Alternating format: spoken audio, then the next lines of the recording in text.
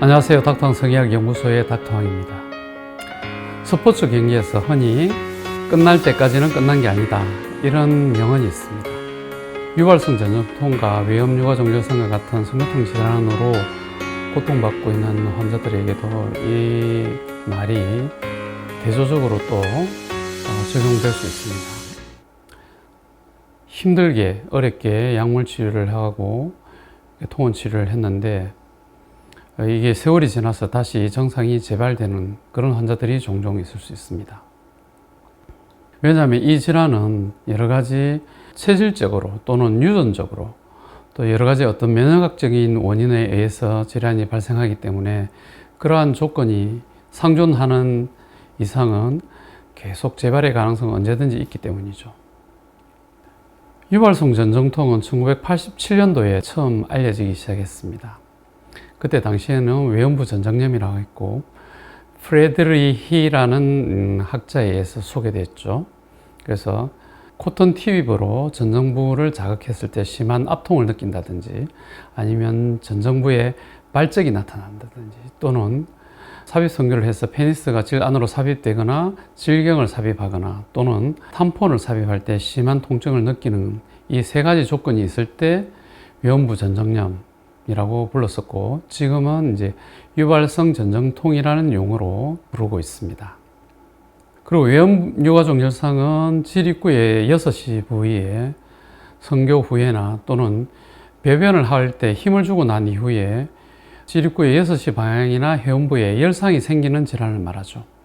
반복적으로 이런 열상이 생기기 때문에 성생활을 하기가 싫어지고 또 성생활에서 좋은 느낌을 갖지 않기 때문에 섹스리스 커플이 되기가 쉬워지는 그런 질환이라고 할 수 있습니다.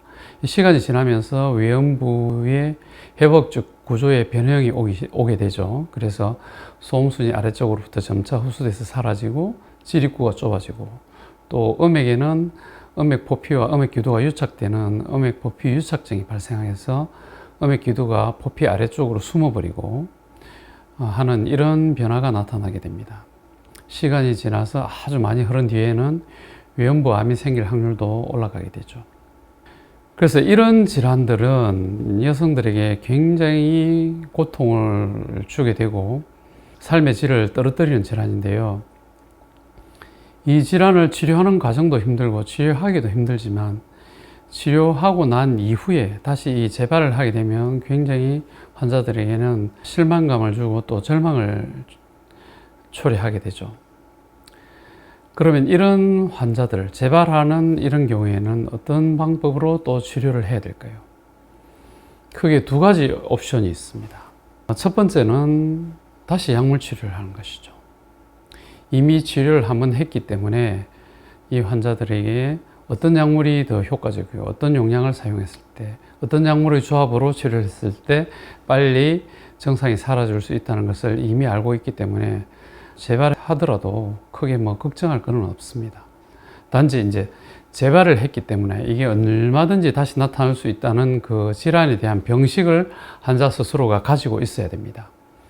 그래서 다시 증상이 사라지더라도 언제든지 재발할 수 있기 때문에 추적 관찰과 감시를 잘 해야겠죠. 그래서 치료하고 난 이후에 한 달 이후 또는 2달 이후 또는 석 달 이후 이런 식으로 점점 인터벌을 늘려가면서 추적 관찰을 해야 됩니다. 그래서 3개월마다 추적해도 재발하지 않는다면 6개월마다 추적 관찰을 하고 그 다음부터 그래도 괜찮다면 1년마다 추적 관찰을 하고 그래서 1년 후에도 괜찮으면 2년, 3년 이런 식으로 인터벌을 점차 늘려가면서 관리 감독을 하면서 추적 관찰을 하는 것입니다. 그래서 이 병은 내가 평생 관리를 하는 것이다. 그런 개념을 머릿속에 꼭 넣어두시고 추적 관찰을 하면서 약물 치료를 계속하는 게 하나의 방법입니다. 두 번째 옵션은 이런 과정이 너무 지루하고 힘들다. 이럴 때 선택할 수 있는 옵션인데 수술적인 치료를 하는 것입니다. 유발성 전정통에 대한 수술 치료는 전정부 절제술을 시행하는 것인데요. 이 전정부 절제수술은 우드럽이라는 학자에 의해서 발표되었고 이미 1980년대부터 많이 시행하고 있었던 그런 수술 치료법이죠. 근데 국내에서는 아직 많이 알려져 있지 않으니까 이 수술에 대해서 잘못된 치료법인 것처럼 그렇게 이야기하는 사람도 있고, 왜냐하면 자기들은 할 줄 모르니까. 그 다음에 부작용에 대해서 너무 지나치게 과장된, 예를 들면 아기를 못 낳는다더라, 성생활을 다시는 못 한다더라, 최후의 수단으로 마치 이렇게 질을 없애버리는 그런 수술인 것처럼 이렇게 얘기하시는 선생님들도 있는데요. 그건 절대 잘못된 얘기입니다.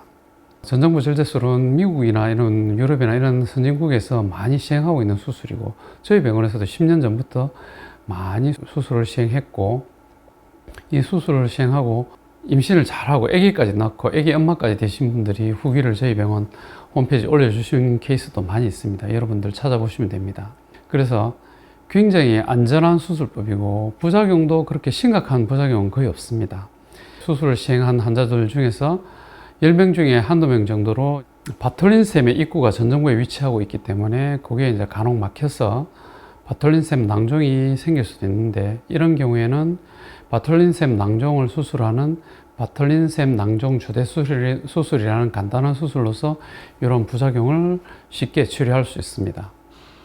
그리고 윤활력도 크게 영향을 받지 않습니다. 성감 역시도 마찬가지고요. 이 심한 성교통이 사라졌는데 오히려 성감이 좋아졌으면 좋아졌지 더 나빠지지는 않죠. 그리고 이 수술을 옹호하는 학자들은 3가지 이유로 이 수술에 대해서 정당성을 부여하고 있죠. 첫 번째로는 이 전정통을 치료하는 여러 가지 다양한 옵션 중에서 치료의 성공률이 가장 높은 치료법이라는 것입니다.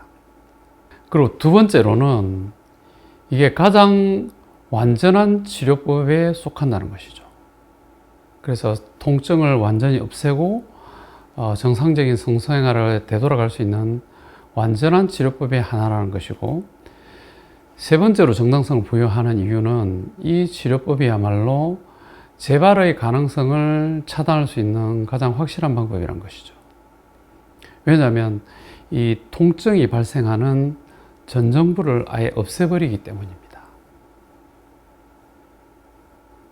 물론 외음유가족 열상과 같은 질환들은 이게 면역학적인 요인으로 또는 유전적인 요인으로 발생하기 때문에 수술을 하더라도 다시 재발의 가능성이 있지만, 그건 평생 동안 관리를 하기 때문에 이런 질환의 재발을 방지할 수 있습니다. 그래서 유발성 전정통에 대한 수술 치료는 이 치료의 다양한 옵션들, 약물 치료라든지 물리 치료라든지 심리 치료라든지 이런 여러 가지 치료의 방법들 중에 하나의 선택지라는 것이지, 결코 그것은 최후의 수단이나 마지막에 선택하는 옵션은 아니라는 걸 여러분들이 잘 기억하시고, 성교통이 너무 심해서 성생활을 아예 못하는 것보다 더 나쁜 선택지는 없습니다.